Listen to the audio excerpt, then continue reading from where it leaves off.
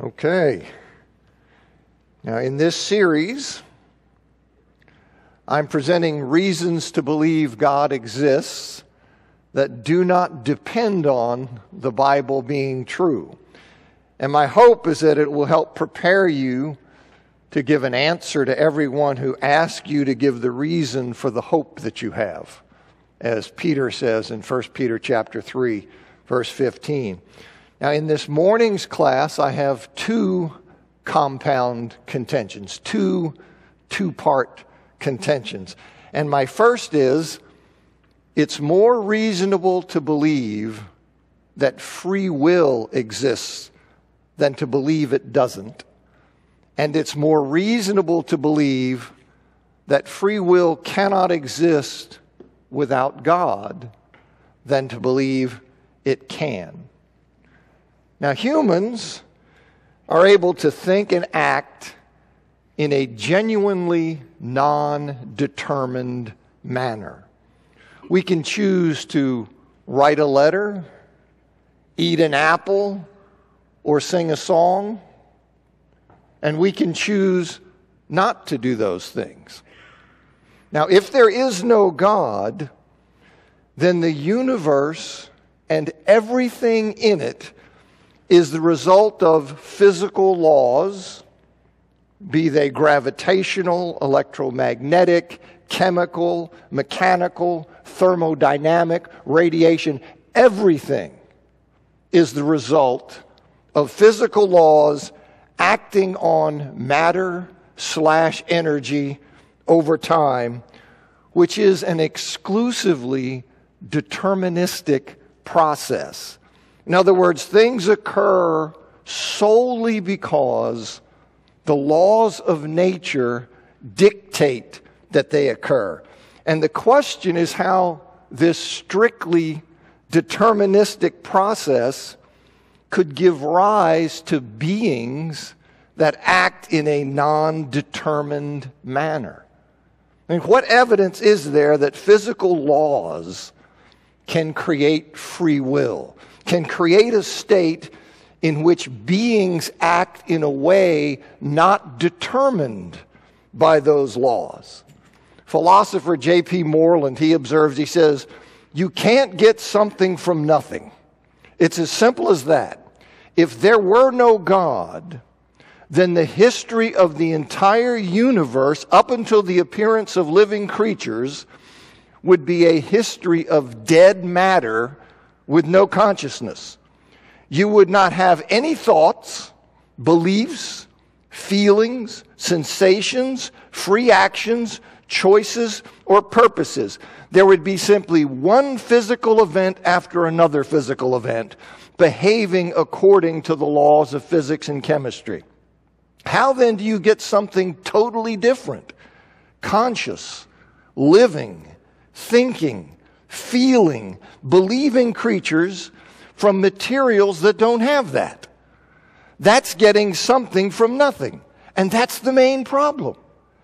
However, if you begin with an infinite mind, then you can explain how finite minds could come into existence. That makes sense. What doesn't make sense, and which many atheistic evolutionists are conceding, is the idea of getting a mind to squirt into existence by starting with brute, dead, mindless matter. Now, I hope you recognize and see the problem. And there are many atheists who do recognize and understand the problem, who recognize the incompatibility of atheism with free will. And their solution is to tell you that free will is an illusion. That may sound familiar, like objective morality was an illusion. Well, free will is an illusion. To tell you that human choices in conduct are in fact determined by physical laws, the effects of which are just too complex to be traced out with any certainty. Lest you think I make that up, in his 1994 book, The Astonishing Hypothesis, Francis Crick, who is the co-discoverer of DNA, Crick says the astonishing hypothesis is that your joys and your sorrows, your memories and your ambitions, your sense of personal identity and free will are in fact no more than the behavior of a vast assembly of nerve cells and their associated molecules.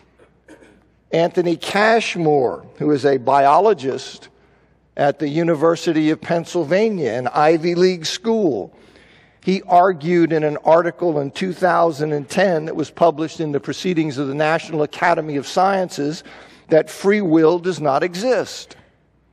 Cashmore declared, the reality is, not only do we have no more free will than a fly or a bacterium, in actuality, we have no more free will than a bowl of sugar. The laws of nature are uniform throughout, and these laws do not accommodate the concept of free will. The late theoretical physicist Stephen Hawking, he wrote with his co-author Mlodinow in his book, The Grand Design, it is hard to imagine how free will can operate if our behavior is determined by physical law. So it seems we are no more than biological machines and that free will is just an illusion. I know you think you have it, but you don't. You don't have it at all. Alex Rosenberg, I mentioned him last week. He's the R. Taylor Cole Professor of Philosophy at Duke University, said in his book, The Atheist's Guide to Reality, everyone seems to know what life's persistent questions are. This book aims to provide the correct answers to most of the persistent questions. Here's a list of some of the questions and their short answers. Is there a God? No. What is the nature of reality? What physics says it is. Is there free will? Not a chance. Graham Lawton, he was the editor, I don't know if he still is, but he was the editor of New Scientist magazine. And in 2011, Graham Lawton says, everything that has or will happen was determined at the Big Bang. And given that our brains are part of the physical universe, free will does not exist. Now, Jerry Coyne, he's a well-known atheist. He is a biologist, a professor at the prestigious University of Chicago. Now, Jerry Coyne wrote in 2012, Coyne says, perhaps you've chosen to read this essay after scanning other articles on this website. Or if you're in a hotel, maybe you've decided what to order for breakfast or what clothes you'll wear today. You haven't. You may feel like you've made choices, but in reality, your decision to read this piece and whether to have eggs or pancakes was determined long before you were aware of it, perhaps even before you woke up today. And your will had no part in that decision. So it is with all of our other choices. Not one of them results from a free and conscious decision on our part. There is no freedom of choice, no free will. And those New Year's resolutions you made, you had no choice about making them. And you'll have no choice about whether to keep them. True free will, then, would require us to somehow step outside of our brain. You see the atheist problem. You see, you're a closed system, you're like a computer. And he says, true free will, then, would require us to somehow step outside of our brain's structure and modify how it works. Since science hasn't shown any way we can do this because we are simply constructs of our brain. We can't impose a nebulous will on the inputs to our brain that can affect its output of decisions and actions any more than a programmed computer can somehow reach inside itself and change its program. The ineluctable, the unavoidable, scientific conclusion is that although we feel that we're characters in a play of our lives, rewriting our parts as we go along, in reality, we're puppets performing scripted parts written by the laws of physics. So when I tell you there's a contradiction or there is a conflict, that atheism and free will do not exist and cannot exist together, this is what I'm telling you. It's not a secret. Sam Harris is a neuroscientist, another atheist. Sam Harris wrote a book titled Free Will in 2012, and Sam Harris says free will is an illusion. Our wills are simply not of our own making. Thoughts and intentions emerge from background causes of which we are unaware and over which we have no conscious control. We do not have the freedom we think we have. And then later he says in that same book, you will do whatever it is you do, and it is meaningless to assert that you could have done otherwise. So it's no wonder that he has described, Sam Harris has described human beings as biochemical puppets. Okay? Coyne says that we're puppets performing scripted parts written by the laws of physics. Harris says we are biochemical puppets. And this leads naturally to the claim, right, that humans are not responsible for their actions, being in essence sophisticated robots. I mean, the reason a man who's hurled from a cliff, the reason that person is not condemned for crushing somebody when he lands is that gravity compelled him to fall. You see, he could do nothing else. Well, if some other physical laws, however complex they are, however difficult to identify, if some other laws compel the biochemical puppet, the sophisticated robot, to rob, rape, or murder, well, then that person's no more culpable than the man who was thrown off the cliff and crushed somebody when gravity forced him to fall. He's just somebody who's at the mercy of physical laws, chemicals, electrical. Right? So you can have no more moral responsibility. The denial of free will brings with it the denial of moral responsibility. You say, well, that seems like a stretch. Really? September 2004, Tamler Sommers, Associate Professor of Philosophy, the University of Houston. Indignation, outrage, resentment, and hatred of criminals are everywhere.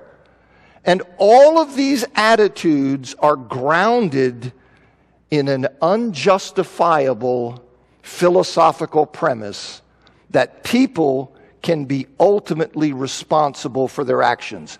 Why is it so difficult to abandon the deeply problematic concept of free will and ultimate moral responsibility? The decisive theoretical reasons for rejecting free will and moral responsibility fail to persuade because we feel free. We feel responsible. Admittedly, the idea that criminals do not morally deserve punishment is tough to accept, but no more so than was the claim that the earth revolves around the sun. Now, in 2006, Richard Dawkins. Dawkins is he's a zoologist. He's a well-known atheist. He's not exactly a low-profile kind of guy. He was, in fact, the Charles Simeoni Professor for the public understanding of science at Oxford University.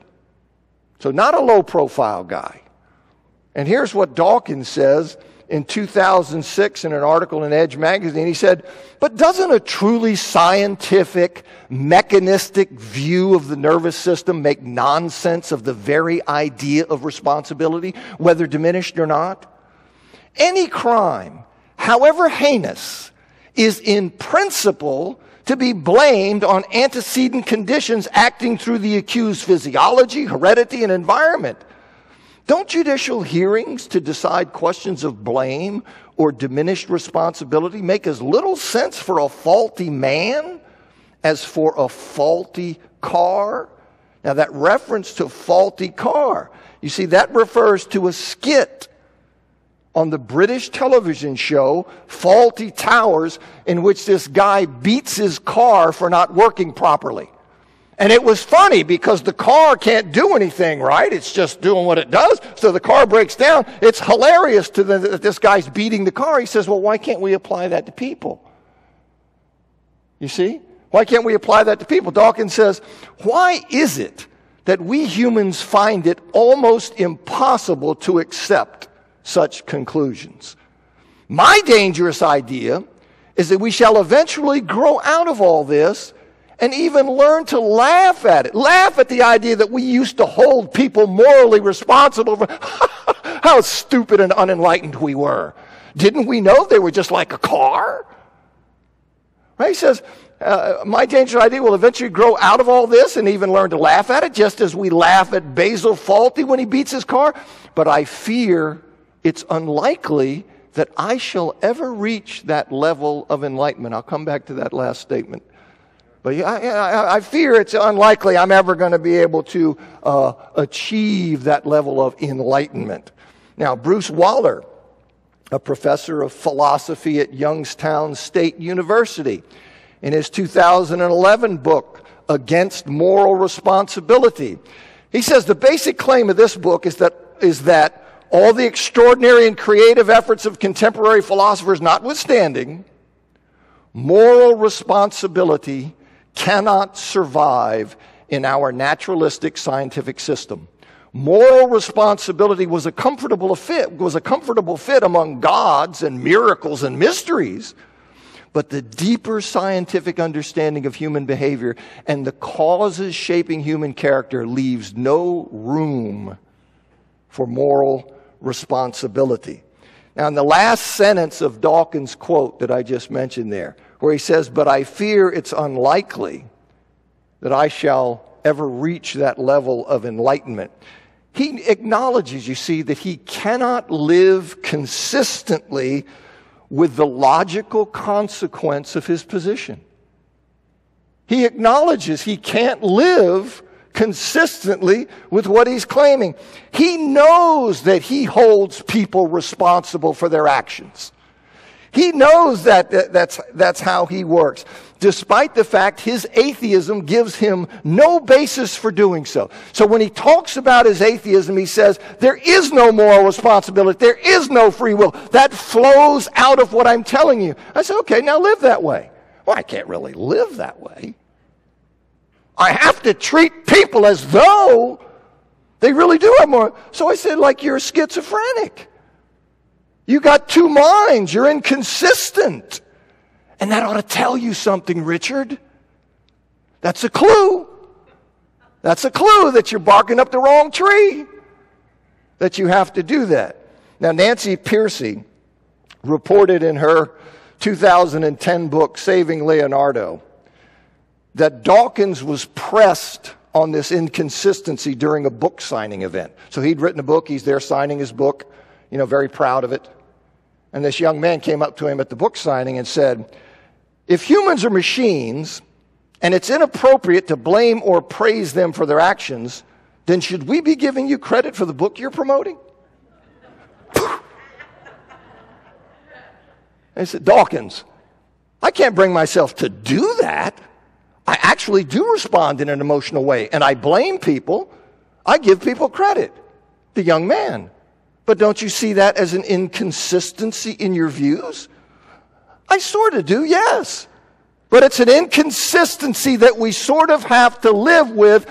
Otherwise, life would be intolerable. You don't see the clue there, Richard? You don't see that maybe the position that is driving you to that, maybe it's wrong? Maybe? But that's what he winds up saying there.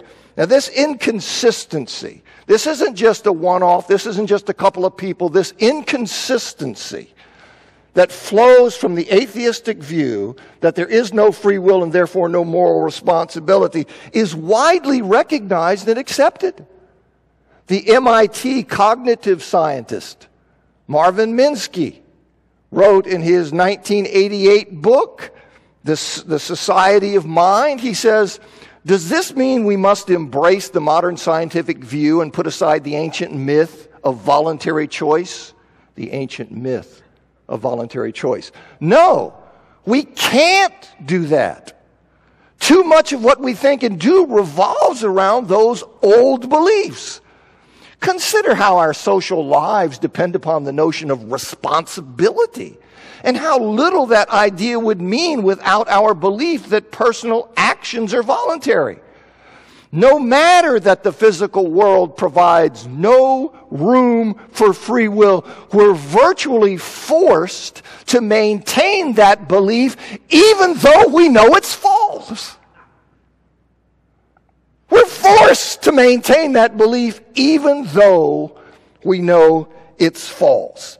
The British philosopher Galen Strawson said in an interview in 2003, was asked, he says, if it's a fact that there's no free will, why do philosophers have such a hard time accepting it?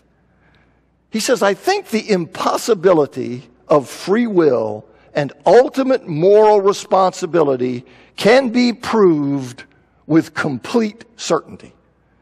It's just that I can't really live with this fact from day to day. Can you really? As for the scientists, they may accept it in their white coats, but I'm sure they're just like the rest of us when they're out in the world, convinced of the reality of radical free will. Rodney Brooks is director of the Artificial Intelligence Lab at MIT.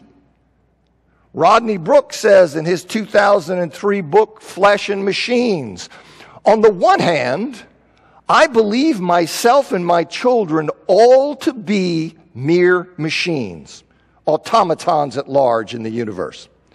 Every person I meet is also a machine, a big bag of skin full of biomolecules interacting according to describable and known rules. When I look at my children, I can, when I force myself, understand them in this way. I can see that they are machines interacting with the world. But this is not how I treat them. I treat them in a very special way, and I interact with them on an entirely different level. They have my unconditional love, the furthest one might be able to get from rational analysis. I maintain two sets of inconsistent beliefs and act on each of them in different circumstances. That's really not a good place to be in terms of worldview and philosophy. That's really not a good place to be. The neuroscientist Edward Slingerland says in his 2008 book that was published by Cambridge University Press, What Science Offers the Humanities, he says, as neuroscientists, we might believe that the brain is a deterministic physical system like everything else in the universe, and recognize that the weight of empirical evidence suggests that free will is a cognitive illusion. Nonetheless, no cognitively undamaged human being can help acting like, and at some level really feeling, that he or she is free.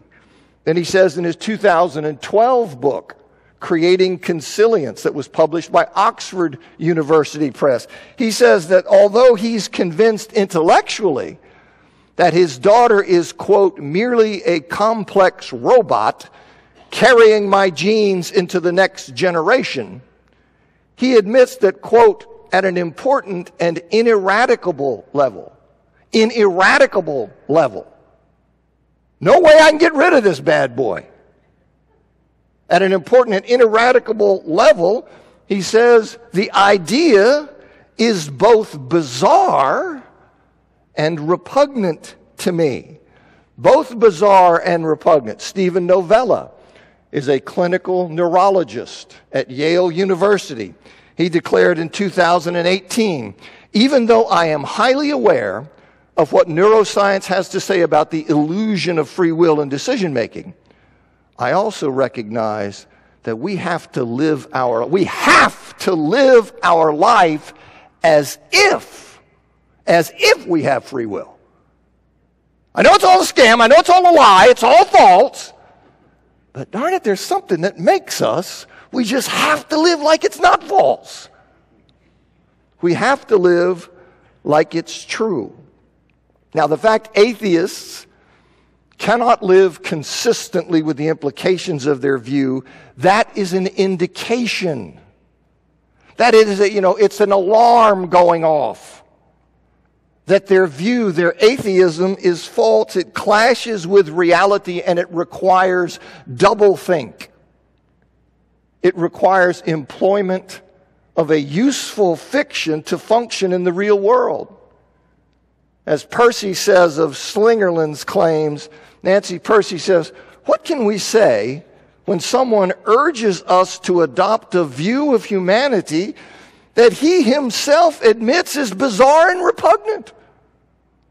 So that's where you wind up, and then the guy said, no, here's what I want you to do. I want you to accept the position I'm saying, so you too can be in the world of bizarre and repugnant. Thinking, why would I do that? She says there is a severe clash between what his Darwinian materialism is telling him and what his lived experience is telling him. Which one will he accept as true? Now, I told you I had two compound contentions in this class. My second contention, so that's just the first one is this idea of free will. They're related, but distinct. So the first is the idea it's more reasonable to believe free will exists, and it's more reasonable to believe that free will cannot exist without God. I'm convinced experientially free will exists. You put a gun to my head and I'll tell you I got free will. Okay, I know that experientially. So you're telling me I'm supposed to accept something that I have to then declare that my experience is an illusion? The love that I feel with people is an illusion? No, thank you. And don't go telling me that it's not reasonable. But the second compound contention, it's more reasonable to believe human thinking and reasoning are not determined solely by physical processes, mechanical, chemical, electrical. That human thinking and reasoning are not determined solely by physical processes than to believe they are. I'm saying it's more reasonable to think they're not determined that way. And it's more reasonable to believe that such non-determined thinking and reasoning cannot exist without God than to believe it can. Now, as you may have picked up from some of the quotes of the atheists that I've just read to you, this problem of physical determinism, it goes deeper than simply a denial of free will regarding behavior. Everything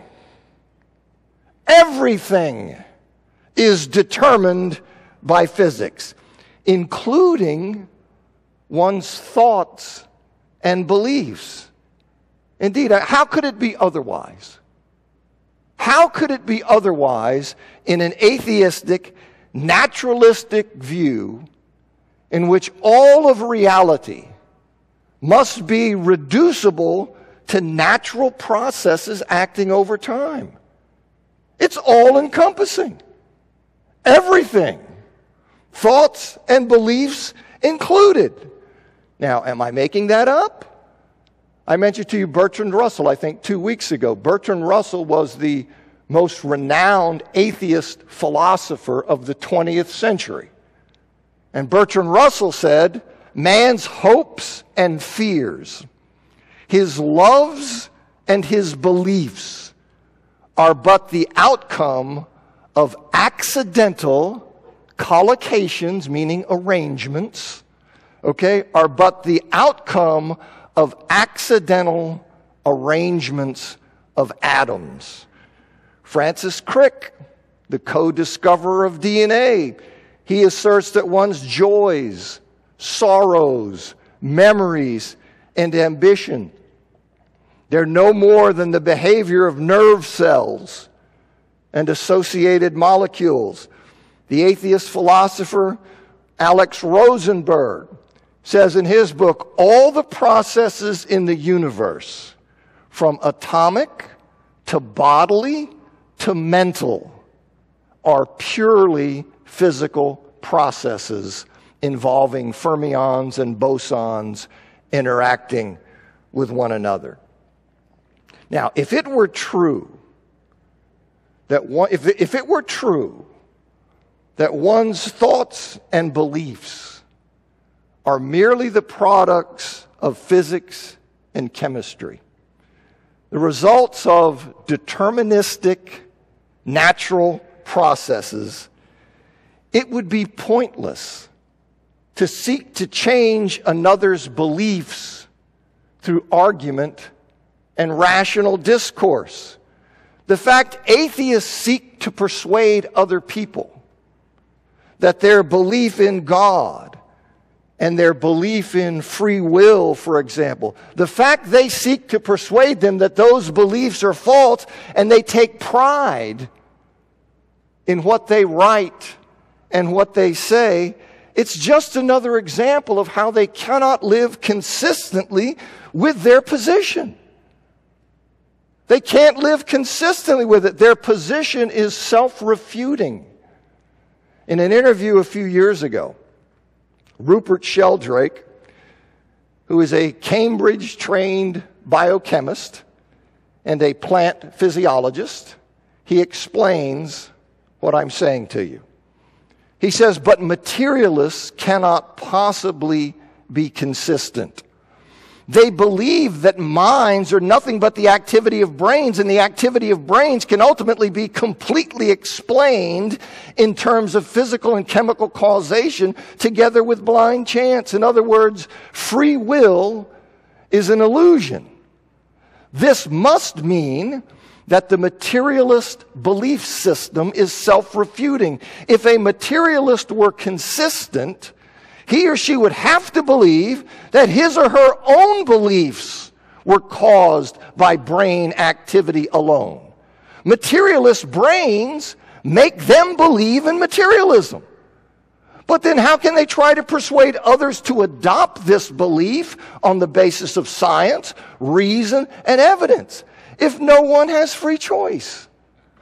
By their own account, materialists cannot have adopted their materialist belief system by rational choice. Their brains make them believe it. And they cannot persuade others to believe it by science and reason. They can only pass on an infection. You see, that might work if I had an infection that you caught.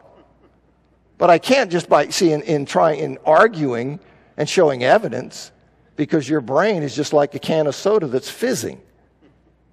I'm not going to, talking that going to change anything.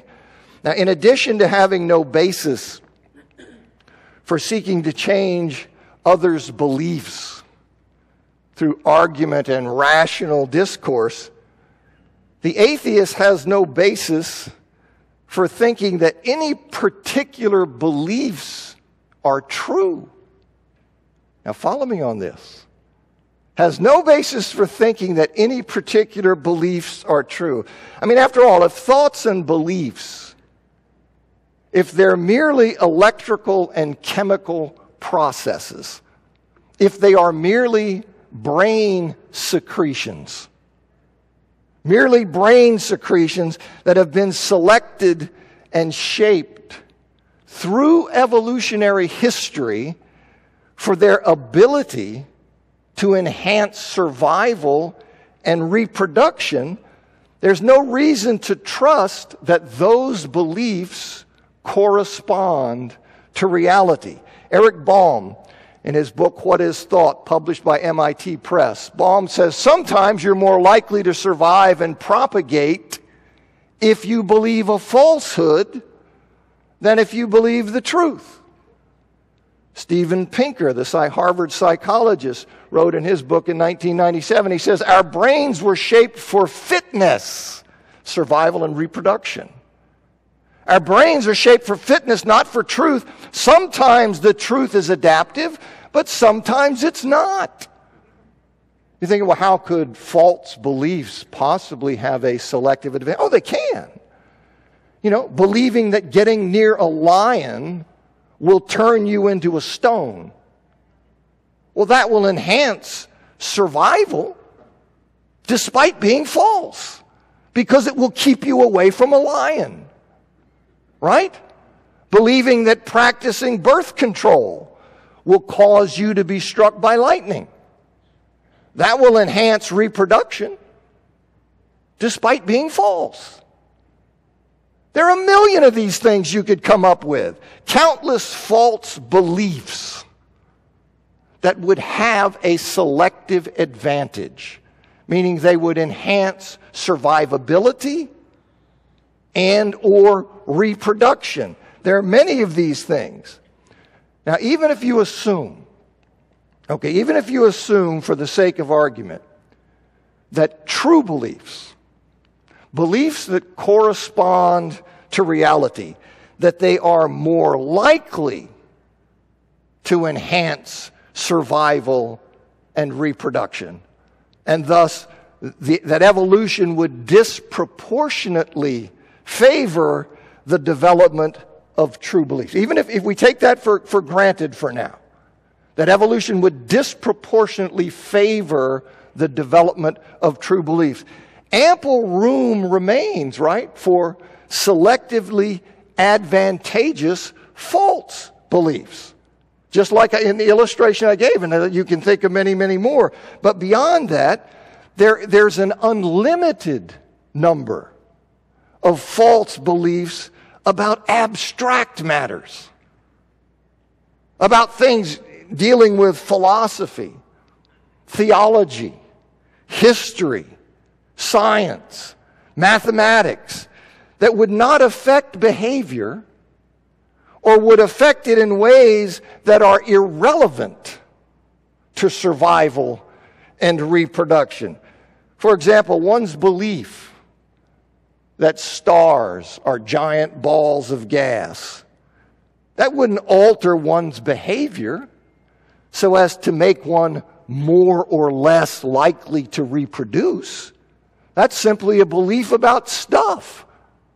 You see, it wouldn't affect that. Now, those kinds of beliefs, they are detached from survival and procreation. They are invisible to natural selection, and thus they wouldn't have even that weak constraint on deviating from truth. You see, they'd be free to run wild in falseness, right? Because they're not controlled by that. I mean, after all, you think about it, atheists insist that evolution has produced within the human population an overwhelming number of brains that believe falsely in the existence of objective morality, that believe falsely in the existence of free will, that believe falsely in the existence of spiritual beings. And we're assured, you see, that those particular beliefs, they are illusions that have been fobbed off on us by our genes. They're things that we've been programmed to believe are true, and, by the way, programmed to believe that they're based on adequate grounds. So not only am I programmed to believe they're true, I'm programmed to believe that there's adequate basis for them, but those things are actually false according to the evolutionists. So here we have this sea of minds that evolution has produced these false beliefs according to the evolutionists. But in that case, who's to say that any belief, including atheism and belief in naturalistic evolution, is not a false belief that has been fobbed off on us by our genes? If our genes can convince us of all kinds of false things, well, then how does this one get an exemption? Who gets to carve that out and say everything, it could just all be false? There's tons and tons of false things that evolution has programmed the brain to spit out, except what I believe. Buzzer goes, penalty flag. You see? Why does that happen? Yeah. Now, in that case, you say any belief can be false. Now, the thing is, I mean, the key point is that once reason is denied any independence from natural processes, the entire edifice collapses. Naturalism ends up committing intellectual suicide. And what I'm claiming here is certainly not original with me, not new. Darwin saw it. Charles Darwin saw it, and he alluded to this problem in his letter of July 3, 1881, a letter he wrote to the philosopher and political economist William Graham. That was when he shuddered about the idea of what can we know, as a monkey mind. Can we trust a monkey mind? Okay? But I spared you that quote because it requires me to explain some stuff, and I was concerned about my time. Decades later, that was in 1881, decades later, 1927, the British geneticist and evolutionary biologist J.B.S. Haldane, he wrote, "It seems to me immensely unlikely that mind is a mere byproduct of matter. For if my mental processes are determined wholly by the motions of atoms in my brain, I have no reason to suppose that my beliefs are true. They may be sound chemically, but that does not make them sound logically. In order to escape from this necessity of sawing away the branch on which I'm sitting, so to speak, I am compelled to believe that mind is not wholly conditioned on matter." Now, Alvin Plantinga is a world-class Christian philosopher. He retired from the University of Notre Dame in 2010, and he now serves as the William Harry Jellema Professor of Christian Philosophy at Calvin College. Well, he's recognized as one of the most important and influential philosophers of the 20th and early 21st centuries. And the central thesis of Plantinga's 2011 book, Where the Conflict Really Lies, Science, Religion, and Naturalism, that was published by Oxford University Press. The central thesis of that book is that those who believe humans evolved through a purely naturalistic evolutionary process have no reason to trust the reliability of their cognitive faculties. No reason to trust that their beliefs correspond to truth. Let me try to wrap this up, give you an illustration that I hope will help you, and the point here that I'm trying to make. All right, imagine that you find an electronic device that has a keyboard with numbers and symbols, and it has a screen that changes its display when the keyboard is poked. Now, you learn that this device was pieced together incrementally over a long period of time based solely on how each addition to the device enhanced the device's attractiveness to infants. That was what it did. So we start here, we incrementally add things to it, and the only thing that matters in adding is how attractive is the addition to infants. And you learn that that happens. Now, in that case, you would have no reason to believe that that device would function as a calculator. You would have no reason to trust that it would produce accurate mathematical computations. And you would have no reason to believe that because its development, its incremental development, was directed by a criterion unrelated to mathematical computation. The only thing that was driving its development was whether an infant would find it attractive. Did it make a neat sound? Did it have a light? Was it pushing? So if I knew that, then I would say I have no reason to think this thing's going to produce mathematical computations. Well, if our brain developed incrementally over time, based solely on how each addition enhanced our ability to survive and reproduce, we have no reason to believe that it would function as a generator of true beliefs. No reason to trust that it would produce beliefs that conform to reality. We'd have no reason to believe that because its development, the brain's incremental development, was directed by a criterion unrelated to, or at best marginally related to, the generation of true beliefs. So just as I wouldn't have any basis for thinking that thing's going to function as a calculator because it was driven by a criterion unrelated to that, the same would go for your mind, your brain. You see, I hope that helps you. Because I just frankly get tired of Christians feeling like, we really ought to be in the intellectual shadows. Nonsense. Okay? Absolute nonsense. So I'll end by saying, because atheism clashes with the more reasonable understanding of the nature of free will and the more reasonable understanding of the nature of human thinking and reasoning, it is rational and reasonable to reject it. Okay, I've got 1 or 2 more weeks on this, and then we'll get back to something else. Thanks for hanging in.